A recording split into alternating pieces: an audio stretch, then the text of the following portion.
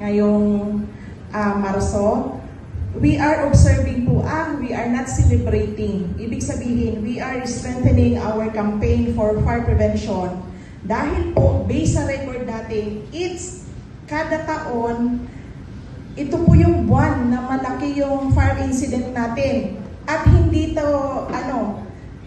siya, kumbaga, normal na pagtaas ng insidente. Dahil yung mga involved pati pag ganitong buwan, residential. And one of the top causes for residential fires, yung mga electrical na nag-install ng mga aircon or sabay-sabay na ginamit dahil nga po mainit, so nag-overload po. Sir, my question is, okay po ba yung water supply natin para in case of fire, talagang sure tayo na buhay yung ating mga hydrants po? And supply as a fleet. But then, lumalaki po yung demand natin. Like yung may megawatt na naman, papatay yung megawatt. So, we are now in the process of developing another source south of the river po. So, tuloy-tuloy lang po yun. And may I take this opportunity to thank the city government of Bulacan for installing additional 5 hydrants within the population. Thank you so much, sir. Po, na ay bagaklatan, sir. Iparit na nga rod na panag-alang niti water sa fire hydrant. Hawak nila yung susi and we need to call them in case of fire and nagkakaroon ng delay lalo na po pag midnight. So how can we appeal to them? They are intended for actual firefighting lang po. So we discourage drawing water from hydrants kung pang-stock lang po sa mga fire trucks. Kasi yung may mga ibang sources naman po na pwedeng gamitin. Katulad po pwede naman kumuha sa river. And besides, kaya namin dinidiscourage yung paggamit ng tubig ng inward dry water na pang-stock sa mga fire trucks.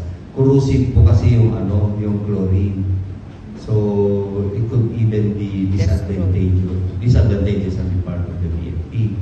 Kaya nakailang beses na po akong sumulat sa lahat ng mga fire stations na yung pong tubig manggagaling sa fire hydrant, pang actual firefighting lang po yun.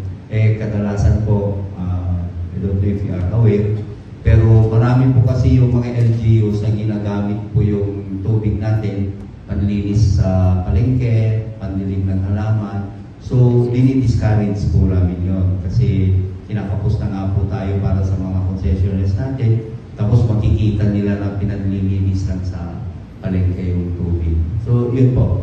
Kaya, hanggat maaari, kung hindi naman po actual na firefighting, pang-stock lang po, we are encouraging na sana sa ibang sources na lang po. Wag na po yung potable water natin. Well taken po, sir. Sige, mga unnecessary na request other than fire incident po. But, sir, we need to refill the water right after the fire operation. But because we cannot park the fire truck without water on it, kasi in case na may tawag po ulit, maka-respond kami ulit. So, we need water po na pang-refill. Actually, ganun naman po. Pwede naman po yun. Halimbawa, fire out. Wala naman po masama kung kargahan lang yung mga, kasi it could even record po yung fire incident. Kaya pwede naman pong